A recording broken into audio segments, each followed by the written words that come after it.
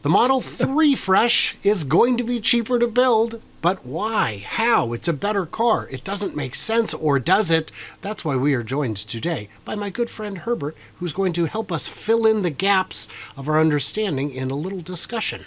I'm Brian. Welcome to My Tesla Weekend. Herbert, a pleasure to have you. How are you, my friend? I'm so happy to be here. Thank you so much, Brian. Love hanging out with you. We have fun. We have fun. And if you haven't checked out Brighter with Herbert, you must. He has the best guests, and also me. So that's exciting. Yeah, he's got both kinds.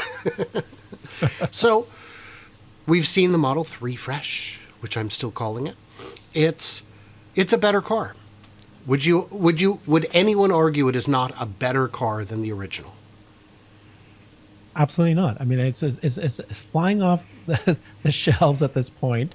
Everybody's really happy with the look and feel. In fact, I think people are saying that even like it doesn't do its justice. You've got to actually see it. The changes, while it appears to be slight changes, are pretty significant in terms of not only how it looks, right, but actually creating a brand new segment for this. Do you understand what I'm saying? Like, it's not just tweaking the headlights and tweaking the tail lights. It's still the Model 3. That's not what this car is anymore. This car is a sport car. This is a sports car now. That's no longer this. I have the Model 3 2022. I love the car, but I still view it as a small, kind of compact, right? Small car that drives me A to B. It's beautiful. I think it's one of the most beautiful cars, but I don't think it's that different. But the Model 3 Highland, though, I think is absolutely different. It's a game changer in terms of a sporty car. So we've got some new features. We've got the infotainment. We've got the LED lighting. We've got no more stocks for the blinkers or the shifter. We've got double laminated double pane glass, 2 panes of glass laminated all the way around to reduce cabin noise. And we've got new materials that are better at dampening sound. Every bit helps. This is apparently a slightly quieter car than before.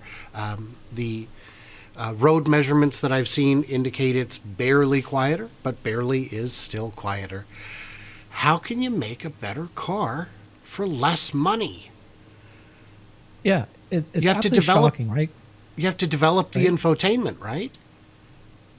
Right. I mean, they said that they replaced 50% of the parts, and then they said that all the list that you just gave, so many new features, that the other cars haven't gotten to the point. Omar from Homar's catalog was saying something very recently at a space that I was with him, and he said something like, the Model 3 and the Model Y will likely have kind of like, he kind of hinted that the Model Y, he's expecting it to have a refresh of its own. And I asked him, like, what do you mean? Because you were the one that said that you don't expect the Model Y refresh to happen for a couple of years. But he goes, if you saw what happened to Model 3, you would, as Tesla, you'd want to just take over what you've built for Model 3 and apply it to the Model Y as fast as possible, right? To have, standardization. So, how do they add new features? You would think that they would, to reduce the cost, they need to do this. And this is like not having structural batteries or not having Giga Castings. Sure. So how did they do it, Brian? How did they do it? So on the infotainment, what was pointed out to me, because that was my first question, is how can you add something that complex and expensive? And the answer I got was, the parts aren't the expensive part. Designing it is. And they already designed it for the S and X refresh. It's the same thing, just in a different armrest. So that makes a lot of sense when you think about it. But it does add cost. The glass adds a bit of cost, but everything else can be cheaper. Everything, sure, you lose $50 in material and labor by getting rid of the blinkers. Okay, fine. But when the Model 3, so I asked Corey, formerly of Monroe and Associates, which is cheaper to build, the 3 or the Y? And he said, boy, that's the Y has more atoms. It does cost more in sheer weight. He said, but I think the price is comparable.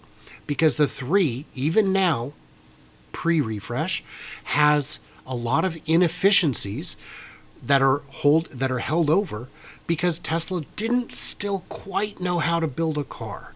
They were still struggling with, too many fasteners or too many folds or too many redundant things that they didn't need.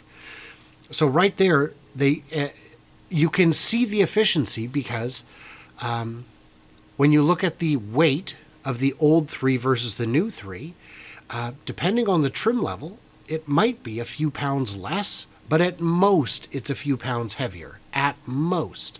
So they're getting a lot more car into there without increasing the weight, without decreasing the range. So every single part can be rethought. And when it comes to the interior, I like the new interior better. Of course, it's a matter of taste. There are some people who like I just really like wood. Wood's expensive. Wood costs money. And you can get cheaper materials that are quieter, that look as good, or to some people, like me, even better for less money. So all these little things stack. And then you've got, the seats. They've got to be a few pennies cheaper every time they make one. They've got to be still improving in terms of cost efficiency on those. And for that matter, just getting the supply chain sorted out, which has been a nagging issue. Anyone still blaming the supply chain on their lack of deliveries is either grossly incompetent or lying, and maybe both. So that is, I think, how they really did it. I think one other thing to possibly, I think has a good chance of what happened here, was that this was designed by China, the Chinese Giga Shanghai. So when you're designed by the same, factory that's going to build it, like you said, the supply chain, they really, it really makes a difference. So the vice president of vehicle engineering at Tesla, Lars Moravy, right? He just did his promotional video about the Model 3 Highland. And he said, right, it's super exciting that the Tesla engineering team from China gets to introduce themselves to the world. So, right, if they designed it and they're responsible for building it in the factory, right, that has to have some component, right? Yes. When you're making an independent film, you don't start with what you want. You start with what you have. What are our assets? And it's very likely that when the Model 3, when the 3 Fresh was designed, they said, how will this best work in the factory we have? Now, one thing you and I had talked about, not on the air, was that it's possible that they are introducing elements of unboxing. That they may be going to an unboxed light approach. And that wouldn't be too surprising because we've seen parts of that show up already in Berlin and Texas, where they're already mounting the seats to the structural battery pack. And that would allow them to skip a couple steps, eliminate the robots that have to bring the seats in. Those are bulky, consume a lot of space, cost money, are a potential point of failure in the line. So that all that can help. But there was a big thing that we didn't see. You mentioned it earlier. We didn't see the structural battery, and we didn't see the Giga Castings. But some of the designs we've seen from the ordering page in, I don't remember which country, maybe France, Italy, I don't recall now.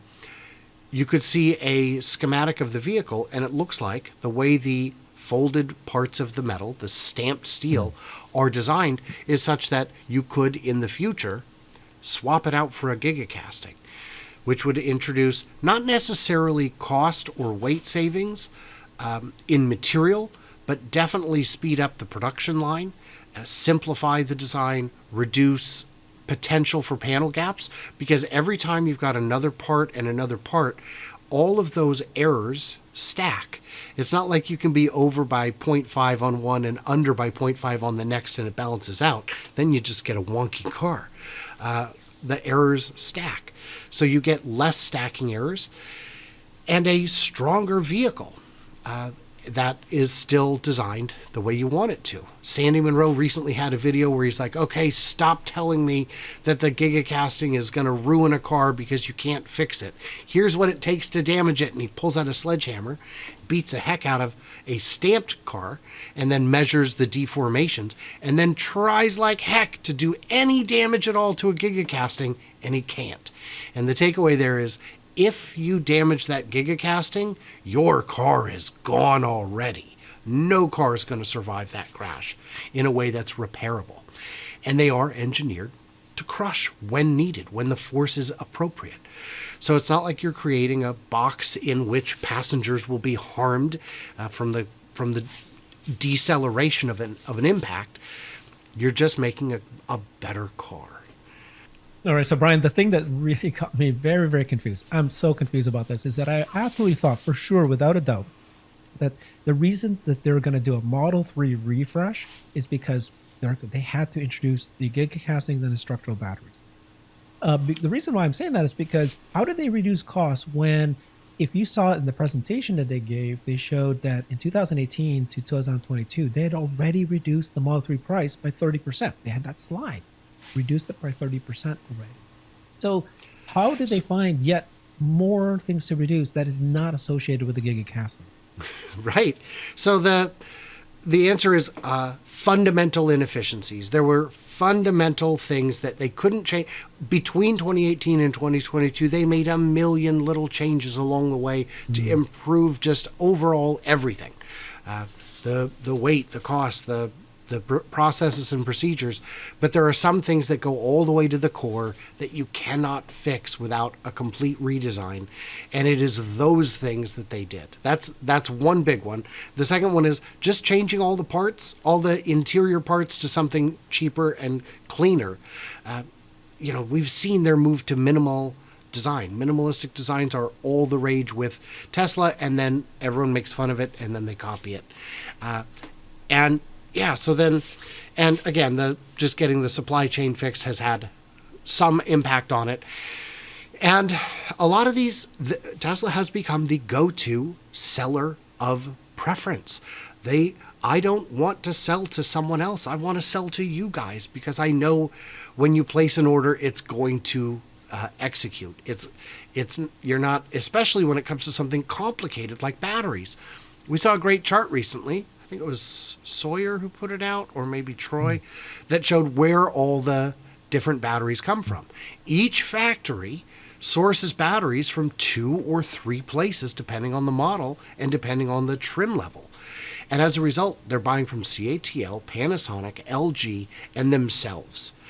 Those are 3 of the biggest players in the world, and a 4th one who's probably going to be certainly in the top 10 within a year, and maybe in the top 5 within 5 years. So they're getting their parts from just everyone.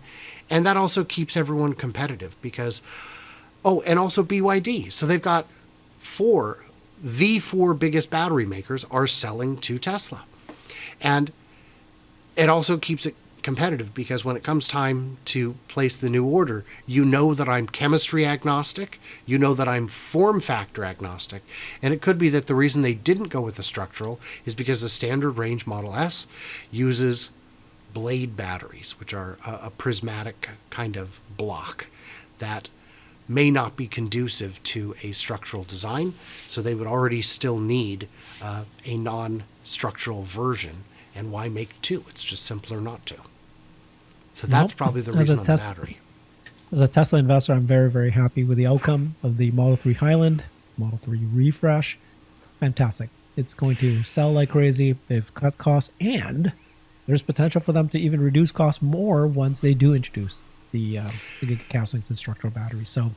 And every time you every time you drop the price, even $500, even $1,000, the addressable market swells. I saw a gentleman on X saying, well, yeah, but they only dropped, the price $500 or $1,000 or whatever it was on some particular instance. He said, do you think people are really going to decide which car to get over $500? And the answer is, of course they are. But you and I might not on one particular model, but it's which $500? Is it the $500 that brings it under a tax level, so you can get a credit? Is it the 500 that makes your payment so it's 600 a month instead of 608? Because psychologically, there are, of course, $500 matters. And by the way, if you are buying a Tesla and you would like $500 off, I bet Herbert's got a referral credit, a referral ID. You can just reach out to him. I'm sure he would be happy to share it with you. Herbert, thank you so much for hanging out with me. I get lonely in the studio. I like to get out, and when I can't, I have to do the next best thing, which is hang out with you here. I realized the other day, I think we've only hung out in person 3 or 4 times. Not very many times. We got to do more. Fix that. Yeah. So guys, in the comments, why do you think the Model 3 is going to be so much better or cheaper? What other efficiencies could be coming down the line for this particular model, or for the compact? Or if you just want to say hello and let me know that we should also hang out, put it in the comments. I need to hear it. I need that validation. And for everyone else, like, subscribe, do the usual things, smack buttons. It doesn't matter which ones. If you really didn't care for this video, let me know by pressing Alt F4. And for everyone else, stay tuned, stay juicy, and I can't wait to hear from you clever robots on the flippity flop.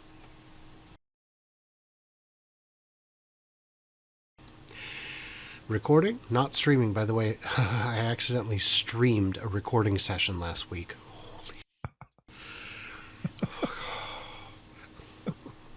It was fine until the in between the 2 videos part where we're just like shooting the shit. And I'm like, okay, let's go back to it. And I had 950 people were watching.